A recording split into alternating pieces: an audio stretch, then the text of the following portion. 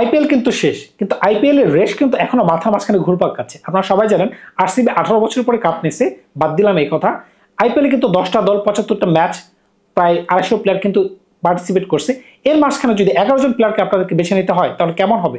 আমি কিন্তু 11 জন প্লেয়ার নিয়ে একটা দল বানাইতেছি, আপনারাও দল বানাবেন, দেখবো আমার সাথে আপনাদের দলটা কতখানি তফাৎ হয়, কোন প্লেয়ারকে আপনারা বাছাই করতেছেন বা আমি কোন প্লেয়ারকে বাদ দিয়ে ফেলতেছি, সেটা নিয়ে আপনারা আমার মাঝখানে কিন্তু একটা তুমুল প্রতিযোগিতা হবে। এখন মূল কথা হচ্ছে আমি কোনো 12তম প্লেয়ার রাখতেছি না যাকে ইম্প্যাক্ট প্লেয়ার নামে ইন্ডিয়ানরা নাম দিয়েছেন বা আইপিএল গভর্নিং বডি নাম দিয়েছেন, কারণ ইম্প্যাক্ট প্লেয়ার কিন্তু খেলার মানদণ্ডটাকে নিচে নামে আসতেছে। কারণ কি অলরাউন্ডারের প্রয়োজন হচ্ছে না, একটা বাড়তি ব্যাটসম্যান আপনি খেলাতে পারতেছেন, একজন বাড়তি বলার খেলাতে পারতেছেন, সুতরাং বুঝতেই পারতেছেন আন্তর্জাতিক ফরম্যাটে কিন্তু সেটা খেলানোর কোনো সুযোগ নাই। সেই ক্ষেত্রে আমি সেই চিন্তা করি কিন্তু ইম্প্যাক্ট প্লেয়ারটাকে আমি বাদ দিতেছি। আমি আমার একাদশটি কিরকম হচ্ছে সেটা আমি আপনাদেরকে জানিয়ে দিচ্ছি, আপনারা কিন্তু অবশ্যই কমেন্টস করে জানাবেন আপনাদের প্লেইং ইলেভেনটা কিরকম হয়। চলুন যে মূল বিস্তারিত ভিডিওতে আমি আমার 2025 সালের সারা ইলেভেনটি করে আসি।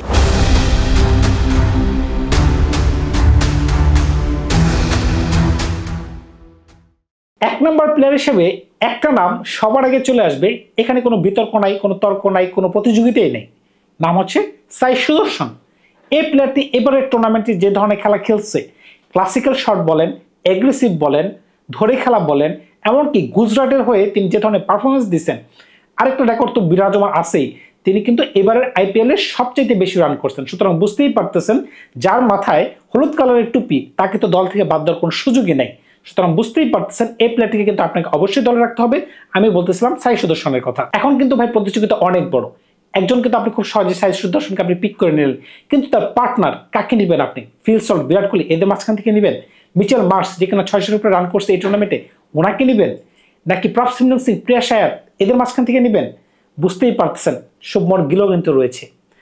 তো বুঝতেই পারতেছেন এখান থেকে কিন্তু একজনকে বেছে নেওয়াটা খুব কঠিন একটা ব্যাপার হয়ে যাবে। আপনি যদি দেখেন আমার কিন্তু একজন প্লেয়ার মোটামুটি ক্লাসিক্যাল এবং বিস্ফোরক, সাই সুদর্শনের কথা বলতেছি। এখন আমার দলে কি প্রয়োজন? সলিডিটি প্রয়োজন, যে কিনা আরেক প্রান্ত ধরে রাখবে, প্লাস সে শট খেলতে পারবে। এবারে আইপিএল যদি দেখেন, বিরাট কোহলির কথা আমি বলতেছি, আমি 2 নম্বর স্পটে বিরাট কোহলির জন্য নিতে যাচ্ছি। তিনি কিন্তু 600-এর উপর রান করতে পারছেন, দুর্দান্ত খেলছেন, প্রায় 150-এর কাছাকাছি স্ট্রাইক রেট।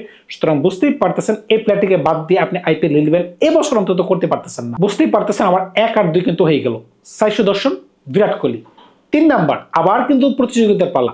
এক হচ্ছে গুজরাটের জস বাটলার, দুর্দান্ত খেলছেন ভাই।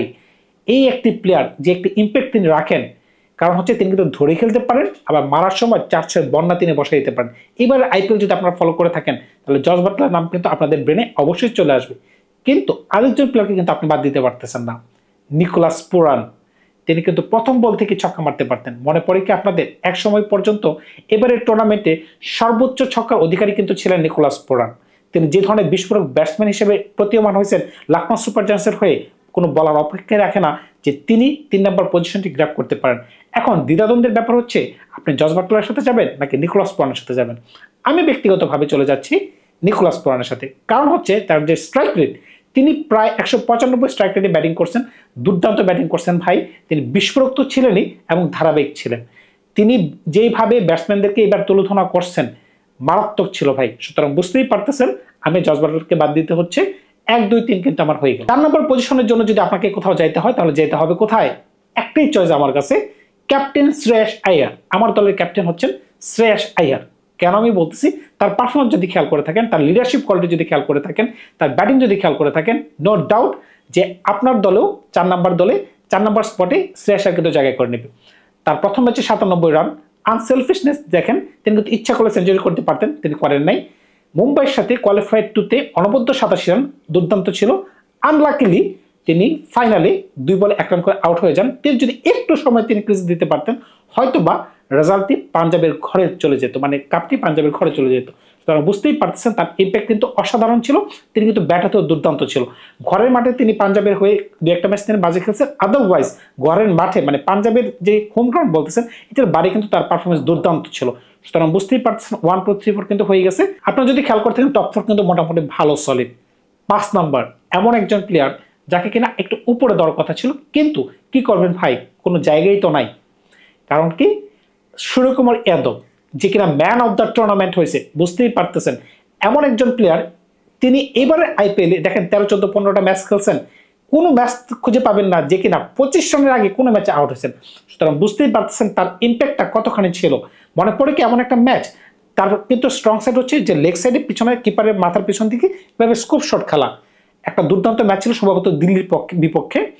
তিনি ওই ধরনের কোনো শটই খেলেন নাই, মানে পিছন দিকে কোনো শটই খেলেন, যত ধরনের শট খেলছেন তত সামনে খেলছেন, মানে অফ সাইডে বলেন লেগ সাইডে বলেন, মানে লেগে না মনে করেন যে এই স্ট্রেট বাউন্ডারি উপরে খেলছেন। সুতরাং বুঝতেই পারতেছেন তিনি যে কতটুকু ধারাবাহিকভাবে ওই ম্যাচটিকে সুশৃঙ্খলভাবে পরিচালনা করছেন, দুর্দান্ত ছিল। কিন্তু ভাই আমার দলে কিন্তু 5 নম্বর স্পটে নিয়ে যাবে সূর্যকুমার যাদব। 6 এবং 7 নম্বর খুবই ইম্পর্টেন্ট একটা স্লট, কারণ হচ্ছে এটা হচ্ছে অলরাউন্ডার একটা স্পট। কারণ হচ্ছে যিনি ব্যাট হাতে পারদর্শী হবেন, আপনাকে বল হাতে 1-2 ওভার এনে দিবেন, 6 এবং 7 মিলে আপনাকে 4 ওভার এনে দিবেন।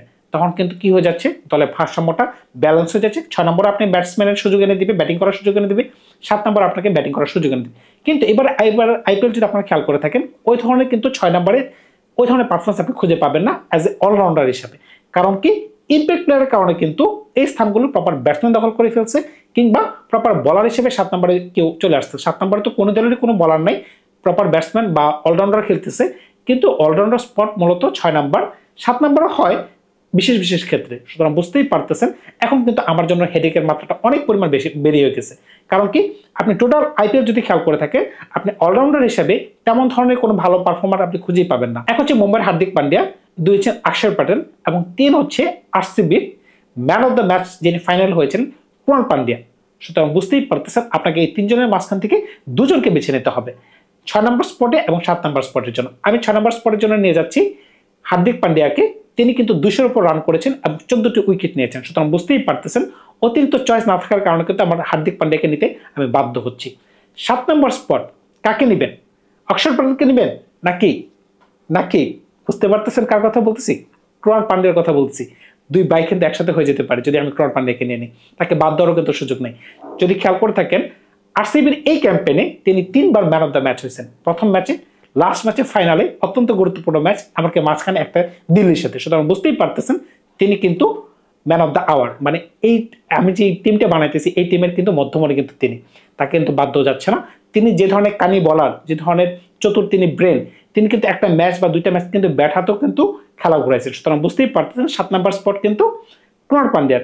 6 এবং 7 2 হার্দিক পান্ডিয়া ভাই কিন্তু চলে আসলো। সুতরাং বুঝতেই পারতেছে আমার দলের 1 2 3 4 5 6 7 পর্যন্ত সাজানো হয়ে গেল। 6 এবং 7 কিন্তু 2 হার্দিক পান্ডিয়া ভাইকে নিয়ে ফেলছি। কিন্তু আপনাদের তো বিতর্ক থাকার কথা, কারণ কি, আমি কিন্তু হেনরি ক্লাসেনের মতো প্লেয়ারকে বাদ দিয়ে দিছি, নামনধীরকে বাদ দিয়ে দিছি যে কিনা মুম্বাইয়ের হয়ে দুর্দান্ত খেলেছেন, শশাঙ্ক সিংকে আমি বাদ দিয়ে দিয়েছি, নেহাল ভেদারাকে আমি বাদ দিয়ে দিয়েছি। সুতরাং বুঝতেই পারতেছে আপনি কাকে রেখে কাকে নেবেন। এত অপশন ভাই, এত প্লেয়ার ভালো খেলছেন, সবাইকে তো সুযোগ দেওয়ার কোনো সুযোগ নাই। এই কারণে কিন্তু এই সকল প্লেয়ারদেরকে আমার বাদ দিতে বাধ্য হয়েছি। এখন কিন্তু 8 নম্বর স্পট, 9 নম্বর স্পট, 10 নম্বর স্পট এবং 11 নম্বর স্পট জেনুইন বলারের প্রয়োজন। বিশেষ করে আমরা যদি প্রথমে স্পিন বলারের দিকে যাই, পেস বলারের দিকে যাই, আমরা প্রথম 3 জন পেস বলার খুঁজে বের করি এই টুর্নামেন্টের বেস্ট যারা ছিল। 8 নম্বর পজিশনের জন্য আমি সরাসরি চলে যাব জাসপ্রীত বুমরাহ। এটার পেছনে কারণ কি, আপনি যদি সারা বিশ্বের 1 নম্বর বলার খোঁজেন বর্তমান যুগে 2025 সালে এসে, তিনি যে ইনজুরি থেকে চলে আসছেন তারপরেও কিন্তু তাকেই কিন্তু আপনাকে বেছে নিতে হবে, নো ডাউট, অন্য কোনো অপশনই নেই। কারণ কি, আপনি দেখেন এইবারের আইপিএলে এই ধরনের ব্যাটিং পিচে, ব্যাটিং প্যারাডাইস একটা উইকেটে সকল বলাররা যেখানে 9-এর উপরে ইকোনমি, 10-এর উপর ইকোনমি, তার ইকোনমি কিন্তু 6 point something. Can you imagine that? এটা মনে হচ্ছে ওডিআই ফরম্যাটের। সুতরাং বুঝতেই পারতেছেন তাকে আপনি বাদ দিয়ে কোনোভাবে এলিভেন করতে পারতেছেন না, দুর্দান্ত তিনি বোলিং করছেন। আপনি যদি তার ফাইনাল ম্যাচটি বাদ দেন, মানে ফাইনালে তিনি তার লাস্ট ম্যাচটি যদি বাদ দেন, তিনি ওই ম্যাচটি শুধুমাত্র একবার তিনি 30 রানের উপরে রান খাইছেন।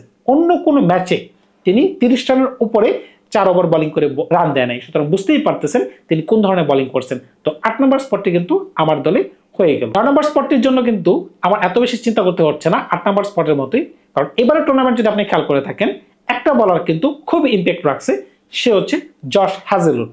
দুর্দান্ত বোলিং করছেন ভাই, দুর্দান্ত মানে দুর্দান্ত। এই যে আরসিবি দল আজকে কাপ নিয়ে গেছে, এই বলারটির অবদান কিন্তু কোনোভাবে অস্বীকার করা যাবে না। তার কিন্তু আরেকটা বিরল রেকর্ড রয়েছে, তিনি যতবার তার জীবনে যে কোনো ধরনের ফাইনাল খেলছেন, সেটা ইন্টারন্যাশনাল ফরম্যাট হোক, সেটা বিগ ব্যাশ হোক, সেটা আইপিএল হোক, সেটা টেস্ট চ্যাম্পিয়নশিপ হোক, কোনো জায়গায় কিন্তু তিনি হারে নাই। তার কারণেই কি আজকে আরসিবি কাপ নিতে পারছে কিনা সেটাও কিন্তু বলার অপেক্ষা রাখে না। সুতরাং বুঝতেই পারতেছেন জশ হ্যাজেলউডকে বাদ দিয়েও কিন্তু দলটা গঠন করা যাচ্ছে না। আমার কিন্তু 8-9 হয়ে গেছে। 10 নাম্বার আরেকজন পেস বোলার প্রয়োজন, কাকে বেছে নেবেন? অনেক পেস বোলার রয়েছে, কিন্তু আমি সরাসরি নাম বলে দিচ্ছি, প্রসিদ্ধ কৃষ্ণা। মনে পড়ে কি আপনাদের গুজরাটের এই বোলারটি মিডল ফেজে কোন ধরনের বোলিং করছেন? দুর্দান্ত, পার্পল ক্যাপ হোল্ডার। সুতরাং বুঝতেই পারতেছেন তিনি কোন ধরনের বোলিং করেছেন। তিনি কিন্তু একদম তুলোধনা করে দিয়েছেন ভাই।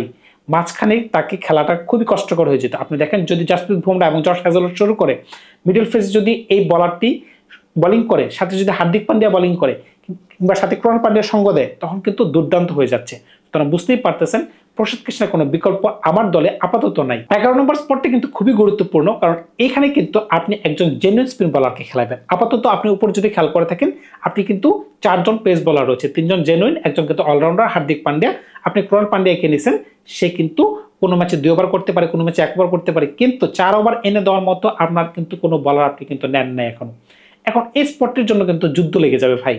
রাশিদ খান রয়েছেন, নূর আহমেদ রয়েছেন, বরুণ চক্রবর্তী রয়েছেন, সুনীল রানা রয়েছেন, কুলদীপ যাদব রয়েছেন।